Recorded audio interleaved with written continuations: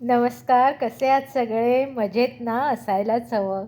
माझे आता 5 भाग वाचून झाले आहे. आज मी 6वा भाग वाचणार आहे अष्टविनायकाचा.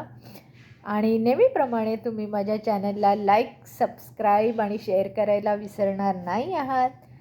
तर आज आपण 6वा भाग सुरू करूया.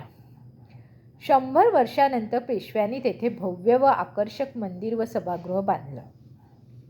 हे मंदिर पूर्णपणे लाकडापासून बनवलेले आहे. त्या काळी हे मंदिर बांधायला 40,000 रुपये लागले होते. युरोपियन लोकांकडून पेशवांना पितळ्याच्या 2 मोठ्या घंटा मिळाल्या होत्या. त्यातील एक महाडला असून दुसरी येथे आहे. चिंतामणी हे श्री माधवराव पेशवे यांच्या घराण्याचे कुलदैवत आहे. पेशवांच्या घरातील अनेक जण थेऊरला सतत येत असतात. पेशवे घराणे खूप मोठे गणेश भक्त होते. थोरले माधवराव पेशवे या गणपतीच्या दर्शनास वारंवार येत असत.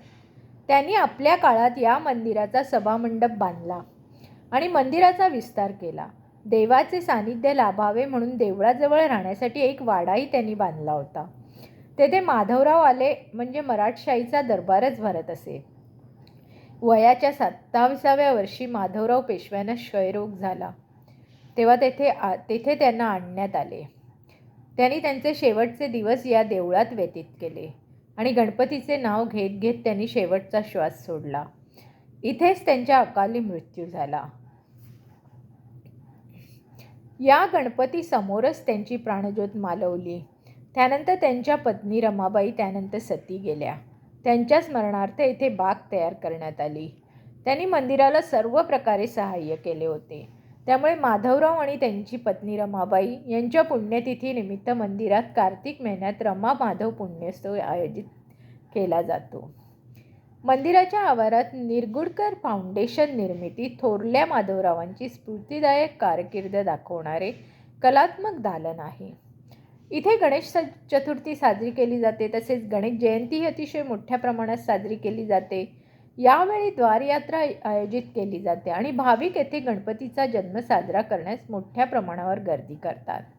उत्सवात गणेशास तोफांची सलामी दिली जाते.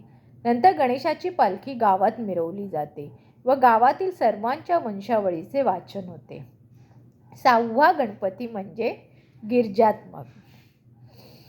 महाराष्ट्रातील पुणे जिल्ह्यात जुन्नर या तालुक्याच्या ठिकाणापासून उत्तरेस सुमारे 5 किलोमीटर अंतर असलेल्या खडकात कोरलेल्या सुमारे 30 बौद्ध लेण्यांच्या मालिकेला लेण्याद्री म्हणून संबोधले जाते.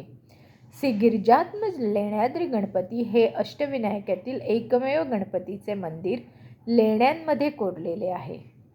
लेण्याद्री बाबतीतची प्राचीन आख्यायिका अशी सांगितली जाते की पांडव अज्ञातवासात असताना त्यांनी लेण्याद्री येथील लेणी एका रात्रीत कोरली. येथे पूर्व ते पश्चिम एकूण 28 लेणी आहेत. श्री गिरिजात्मक गणेशाचे मंदिर 7व्या लेण्यामध्ये आहे. श्री गणेश मंदिर हे दक्षिणभिमुख आहे. या मंदिरासमोर 2 पाण्याची कुंड आहे. तसेच 21व्या लेण्यातही पाण्याचे कुंड आहे. त्यामध्ये वर्षभर पाणी राहते. वैशिष्ट्य म्हणजे साचलेले पाणी असूनही अतिशय स्वच्छ व निसर्गात थंडगार पाणी या कुंडामध्ये 12ही महिने असते. हे थंडगार पाणी प्याल्यानंतर भक्तगण तृप्त होतात. त्यामुळे लेण्याद्रीच्या 338 पायऱ्या चढून गेल्यानंतरही भाविक भक्तांचा थकवा नाहीसा होतो. गणेश मंदिरात प्रवेशद्वारासमोर मोठे कोरीव खांब आहेत. त्यावर हत्ती, घोडे, सिंह प्राणी कोरलेले आहेत. तसेच इतर लेण्यांच्या प्रवेशद्वारासमोर ही कोरीव खांब आहेत. श्री गणपतीच्या गाभाऱ्यासमोरील सभामंडपात एकूण 18 गुहा आहेत.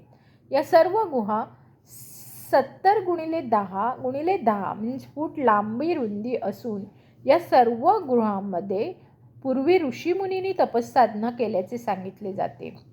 श्री गणेश मंदिराशेजारील 6व्या आणि 14व्या लेणींमध्ये बौद्ध स्तूप कोरले आहे. या स्तूपास गोलघट या नावानेही संबोधले जाते. या लेणीचा आकार आतल्या बाजूने वर्तुळाकार कोरीव काम केलेले आहे.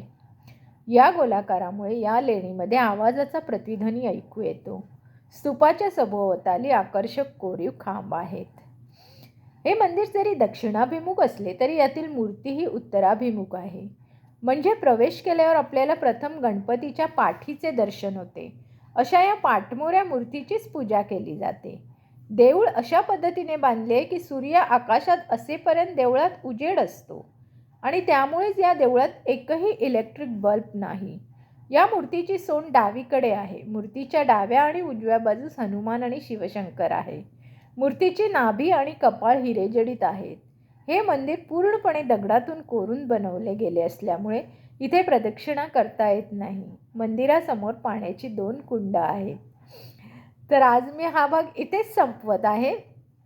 थोडा लहान आहे भाग, पण उद्या मी पुढचा म्हणजे अष्टविनायक भाग 7वा घेऊन येईन.